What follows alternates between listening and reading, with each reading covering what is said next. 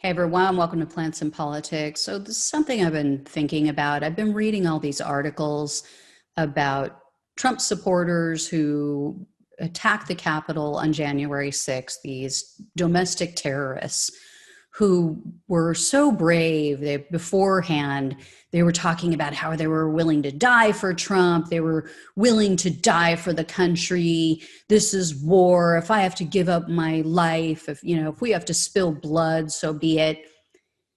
But yet they're all bitching about being in jail. They're all bitching about staying in jail while they're waiting for their trial for various reasons. Some of them are using ailments, some of them saying, well, I have a back injury, my back hurts, and it's just making it worse in jail. It didn't seem to bother you at the Capitol. Didn't seem to bother you when you made that long trek from Trump's speech over to the Capitol and tried to break in and threaten police officers, or in some cases physically assaulted them. God, your back seemed fine that day. I don't know. And there's one who has cancer, which I feel for him. I do. You have cancer, that's horrible. And they're saying he shouldn't be in prison because he's already had COVID with the cancer and he's in danger. Again, you seem fine at the Capitol. No mask. You weren't worried about it then.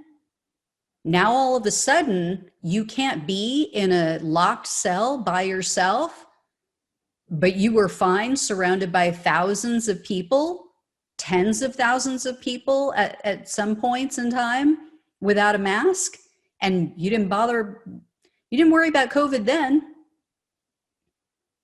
Your cancer was okay then. There's one guy, William Crestman. He was one of these, I believe he was one of the Proud Boys. And he's worried because he was a former military person. He's a military vet. And he's saying, I'm going to lose my disability benefits. So you're willing to die for Trump, but not willing to give up your disability benefits? Sorry, I'm not getting it. I don't understand. I just don't understand. And they must be these insurrectionists, these terrorists must be the weakest people on the planet, mentally speaking, not physically. Mentally speaking, they must be so pathetically weak, like the easiest sheep to lead around. Because all we've heard, I'm sure you guys have heard the same things I have, is that they only went to the Capitol because of Trump, right? So many of them are blaming Trump. Well, if it wasn't for Trump, yes, he incited this attack. No doubt, he incited this domestic terrorist attack. He and his minions lied to his supporters for months and more months, and they're still doing it to rile them up purposely. Yes, that is on him, but they fell for those lies. These are grown-ass men and women with their own free will. But a ton of them, too, are saying, I was pushed into the building.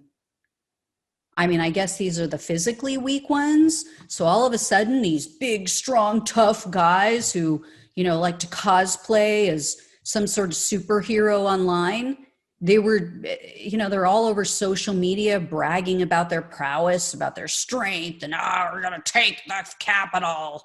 Oh. But they were forced into the building. I just couldn't help myself. I was pushed by the crowd. I'm such a fragile flower. Really? They're just so weak. They just got swept up, right?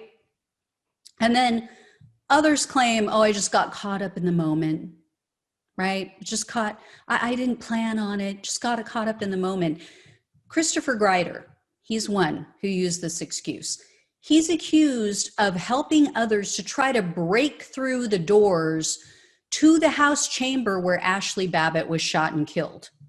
He can be seen on video, which was taken by another terrorist, handing a hard hat to someone to use that to break the glass on that door, on the doors leading to the speaker's lobby. I'm sure you guys have all seen that video. Then Grider kicks the door and he pushes on them. But his attorney told the Houston Chronicle, quote, he would never have anticipated finding himself in the situation but for the president and the rally and the way everything went down. We've heard mob mentality, and he describes it to a T. Wow, weak. But my favorite bullshit excuse so far is a black man made me do it. And here's what I mean by that. These people, they love to blame Antifa for everything, Black Lives Matter. So many faux news viewers still believe what they say, that the left wing were the agitators. They were the ones, these Antifa agitators started the whole thing and got everybody whipped up into a frenzy. Do they realize how weak that makes MAGA supporters sound? So what they're saying is that Trump supporters are so weak-minded that they were led around by the nose by Antifa. Is that what they're saying? Is that what you're saying if you're hate watching this? But for Antifa putting them under a spell and controlling their minds, like, in Star Wars, they use Jedi mind tricks. But for that, MAGA supporters wouldn't have smeared shit on the walls. They wouldn't have pissed on the floors. They wouldn't have broken furniture. They wouldn't have beat the shit out of cops, right? But for these Antifa Jedi mind tricks, this is not the drone you want. MAGA supporters wouldn't have broken down doors. They wouldn't have sprayed officers with bear spray. Oh, I mean, never mind that they already had the bear spray when they got there and the Antifa Jedis mind tricked them. I mean, did Antifa and BLM go to their house and, play mind games with them before they went to the Capitol? And that's why they had the bear spray and the knives and the guns and everything else? Did they talk them into bringing the noose and chanting "Hang Mike Pence"? I don't understand. Did Antifa go and help them build the gallows that were outside the Capitol? So they wouldn't have assaulted officers. They wouldn't have broken windows and furniture. They wouldn't have stolen items from the Capitol. Really? That's their story, huh? That's how they want to go down in history? As the most physically and mentally weak people on the planet who allowed Antifa to control and manipulate them. And the number one person, when I say a black man, was the one who manipulated them and forced them to do what they did. I'm, of course, talking about John Sullivan. John Sullivan, who I've profiled, who is hated, absolutely loathed by BLM. And I don't even know if he has anything to do at all with anything with Antifa.